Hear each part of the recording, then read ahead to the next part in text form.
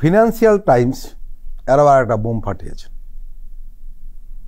আমরা আসলে দুর্নীতির চক্র থেকে বেরোতে পারছি না, বিশেষ করে এই শেখ পরিবারের।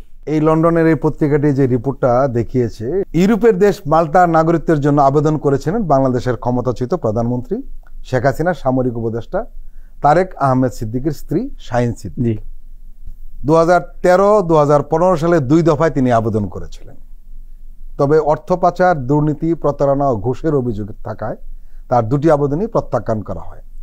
তাদের মেয়ে বুশরা সিদ্দিকীর নাগরিকত্বেরও আবেদনও খারিজ করে দিয়েছিল মাল্টা কর্তৃপক্ষ। তারেক সিদ্দিকী কে আমরা চিনি, শেখ রেহানার দেবর। জি। এবং দীর্ঘদিন ধরে সেনাবাহিনীতে যত ধরনের টেন্ডার বলুন, যত কিছু বলুন, সব উনি নিয়ন্ত্রণ করেছেন। এটা অবাক করা কাণ্ড যে তারা কি আগেই জানতেন যে এরকম একটা পরিণতি ঘটবে, আগের থেকে একটা ব্যবস্থা করার চেষ্টা করেছিলেন। তাহলে এই যে শাহীন সিদ্দিকী, বুশরা সিদ্দিকীর, তারা হলো টিউলিপ সিদ্দিকীর চাচি, এবং বুশরা সিদ্দিকী হলো তার চাচাতো বোন, আর তারেক সিদ্দিকী হলো তার চাচা। সব মিলিয়ে একটা ভয়ানক একটা ঘটনা। প্রথমত বলি যে আপনি যে সালটি বলছেন সেটি 2015, মানে শেখ হাসিনা পালিয়ে যাওয়ার প্রায় 9 বছর আগে।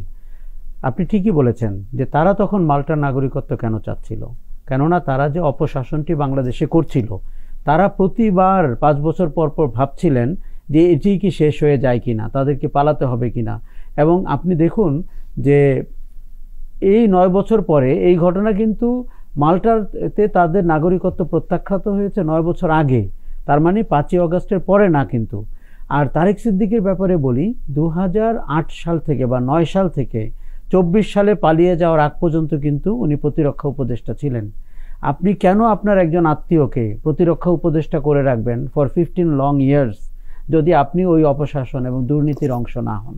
কাজে আপনি যেরকম দেখছেন যে টিউলিপের চাচা কিংবা চাচি কিংবা চাচাতো বোন, আমি তো এখানে দেখছি শেখ হাসিনার সবচাইতে ইম্পর্ট্যান্ট একটি পোস্টে তারেক সিদ্দিকী ছিলেন 15 বছর, এবং সেই পোস্ট যেটি বাংলাদেশ সেনাবাহিনীকে নিয়ন্ত্রণ করত, সেই পোস্ট যেটি সমরাস্ত্র কেনার ক্ষেত্রে ভূমিকা রাখত, সেই পোস্ট যেটি সেনাবাহিনীর পদোন্নতির ক্ষেত্রে সুপারিশ করত, এই লোকটিকে আপনি রেখেছেন যার স্ত্রী এবং সন্তানরা মাল্টার নাগরিক হওয়ার চেষ্টা করেছে।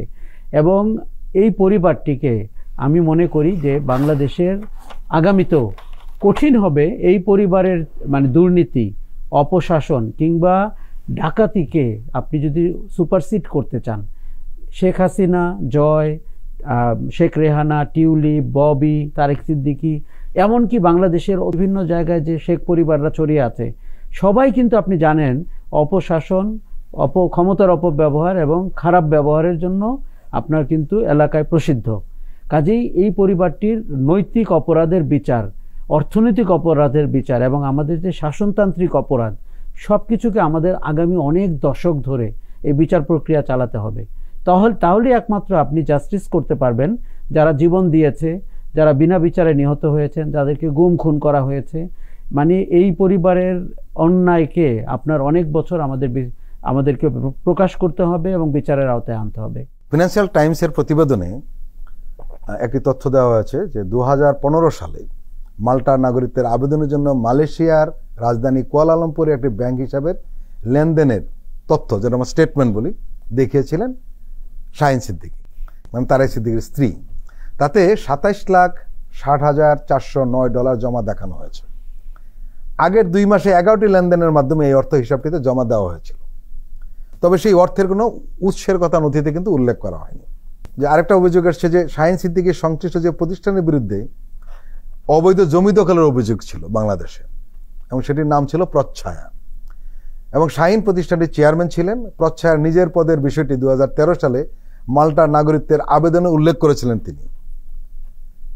কিন্তু সমস্যা হয়েছিল যে এটা কিন্তু তারা জানতো, কি জানতো, যে এই প্রতিষ্ঠানটি ঢাকাতে জমি দখলের একটা বাণিজ্যের মধ্যে জড়িত ছিল, যার জন্য শেষ পর্যন্ত তারা এটা লক্ষ্য করেছে মাল্টা কর্তৃপক্ষ এবং তাকে নাগরিকত্ব দেয়নি।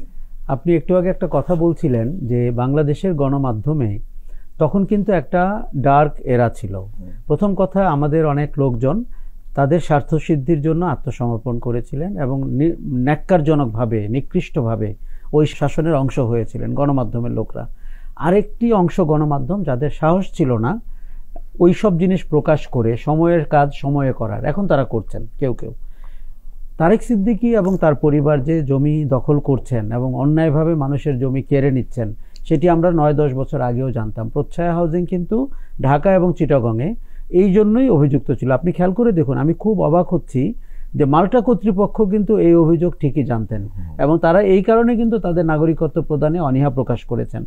তারেক সিদ্দিকীর যে অর্থবিত্ত বা যেভাবে উনি অর্থ অসৎ উপায়ে অর্জন করেছেন, সেই তুলনায় মালয়েশিয়ান ব্যাংক অ্যাকাউন্টের ফিগার খুব কম।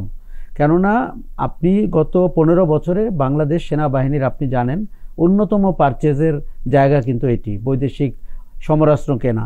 আমরা যখন আজিজ আহমেদের ব্যাপারে অভিযোগ উঠলো আল জাজিরার ওই প্রতিবেদনে, তখন কিন্তু তারেক সিদ্দিকীর ব্যাপারে অভিযোগ আসলো। আপনি খেয়াল করে দেখবেন, তারেক সিদ্দিকী, আজিজ আহমেদ, বেনজির, হারুন, মনিরুল, আমাদের যত মানুষকে বিনা বিচারে হত্যা করা হয়েছে, গুম করা হয়েছে, খুন করা হয়েছে, ইলিয়াস আলী সহ চৌধুরী আলম এবং অন্যরা, সব কিছুর সাথে তারেক সিদ্দিকী জড়িত।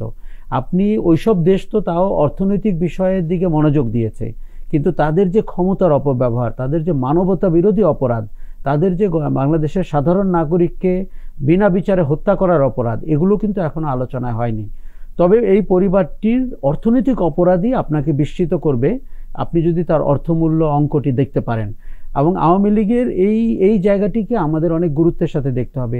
ব্রিটিশ গণমাধ্যমের রিপোর্টিংয়ের ধরন, তাদের তথ্যের উৎস এবং পরিবেশনার ভঙ্গি সব কিন্তু আমাদেরকে আরও আশাবাদী করে। আমি বাংলাদেশের গণমাধ্যমের জন্য বলবো, আমরা যেন ওইভাবে নিয়োজিত করি নিজেকে, কোনো দলমতের দিকে না তাকিয়ে, যাতে একটা বস্তুনিষ্ঠ, সত্যান্বেষী, অনুসন্ধানী সাংবাদিকতার রীতি আমরা ফিরে পাই, শেখ পরিবারের দুর্নীতি দিয়ে শুরু করি। আশরাফ কায়সার, ব্রিটিশ গণমাধ্যমে যে সমস্ত প্রতিবেদন প্রকাশিত হয়েছে, অনেকগুলি প্রতিবেদন তো হয়েছে, জি, এবং আপনি শুরুতে বলেছেন যে খুব মর্যাদাবান মিডিয়া হাউসগুলো এগুলো করেছে এবং তারা এই প্রতিবেদনগুলি তৈরি করার পেছনে অনেক শ্রম দিয়েছে, আমরা লক্ষ্য করেছি। এত তথ্য দিয়েছে এটা ভাবা যায় না। ফাইনালি কিন্তু একটা বিষয় প্রমাণিত হয়ে গেছে অলরেডি, যে এরা কি পরিমাণ দুর্নীতিতে লিপ্ত ছিল। এটাকে আর অস্বীকার করার সুযোগ নেই এখন একদমই সুযোগ নেই। এবং আপনি লোমহর্ষক সব ঘটনা বেরোবে যদি এই বনেদি পত্রিকাগুলো আরও কিছুদিন এই তদন্তের দিকে তাকায়। আমি এই জন্য গুরুত্বের সাথে বলছি, আমরা তো স্টোরি টেলিংয়ে খারাপ, ভারত যেরকম স্টোরি টেলিংয়ে ভালো, এবং সে ফিকশন বলেও পৃথিবীকে কিছুদিনের জন্য বিভ্রান্ত করতে চেষ্টা করছে। হলিউড স্টোরি টেলিংয়ে ভালো, আমাদেরকে একটা স্টোরি টেলার নেশন হতে হবে এবং শুরু করতে হবে ফ্যাক্ট বেসড। এখনই ফিকশনে যাওয়ার দরকার নেই। সেই স্টোরিতে এত ফ্যাক্ট রয়েছে, ফিকশনে আমরা যাওয়ার কোনো প্রয়োজন নেই। বিশ্বাস করুন, আমরা এখনো 1টা 2টা কিংবা 3টা অথবা 4টি ঘটনা নিয়ে কথা বলছি। হয়তো 4000 ঘটনা রয়েছে, হয়তো 400 ঘটনা রয়েছে। সেটি সবকিছু অর্থবিত্তের। বাংলাদেশের যেই মন্ত্রীর 700টির মতো বাড়ি থাকতে পারে, তিনি একজন অসুস্থ ব্যক্তি। তাকে বিশ্ব দরবারে হাজির করবেন তার সুস্থতার জন্য প্রথমত, তারপরে সেই টাকা সে কোথায় পেয়েছে, পরিবার কোথায় পেয়েছে। আপনি কিন্তু ভালো করে জানেন, এই সমস্ত লোকজনের সাথে রাজনৈতিক যোগাযোগ কিন্তু গভীর। তারা শেখ হাসিনাকে বা শেখ পরিবারকে বিভিন্ন সময় তুষ্ট করতে চেয়েছে। কাজী নাবিল আহমেদ করতে চেয়েছে, সালমান রহমানের ছেলে করতে চেয়েছে, এমনকি নাসা গ্রুপের নজরুল করতে চেয়েছে, সামিটের আজিজ খান করতে চেয়েছে। এগুলো হচ্ছে এই শাসনের একটা কদর্যময় চিত্র, এবং এর কোনোটাই কিন্তু বাংলাদেশের পক্ষে, বাংলাদেশের মানবতার পক্ষে কিংবা শাসনের পক্ষের ঘটনা না। ব্রিটেন হচ্ছে এই গল্প বলার সবচেয়ে বেস্ট জায়গা পৃথিবীতে, কারণ এখনও ব্রিটিশ সমাজ নৈতিকতায় অনেক ভালো জায়গায় আছে। কাজে আমাদের অনেক এফোর্ট দিতে হবে। প্রয়োজন হলে আন্তর্জাতিক অনেক কনসালটেন্সি আছে যারা আপনার ডার্টি মানির তথ্য অনুসন্ধান করে, খোঁজ করে, ফিরিয়ে আনে। এমন আন্তর্জাতিক প্রতিষ্ঠান যারা বনেদি নাম করা, তাদের নিয়োগ দিতে হবে সরকারি অর্থ খরচ করে। সেই টাকা আমরা কিছুটা হইলেও ফেরত আনতে পারি। এই যে আপনি যে আজকে ভ্যাট বাড়ানো হচ্ছে, হয়তো ওই টাকা ফেরত এনে আমরা এটি কম্পেনসেট করতে পারি। এবং এটি আমাদেরকে বলে দিতে হবে যে আওয়ামী লীগের শেখ পরিবারের পাচারকৃত টাকা দিয়ে আমরা বাংলাদেশে এই কাজটি করলাম। তাহলে ইতিহাসে আপনারা মনে রাখবেন যে 2025 সালে এরকম একটি ঘটনা ঘটেছিল। এরা বাংলাদেশের মানুষকে যে ক্ষতি করে গেছে, আমাদের ভাগ্য যেভাবে চুরি করে নিয়েছে, এটি কিন্তু আসলে অনেক দশকের ব্যাপার।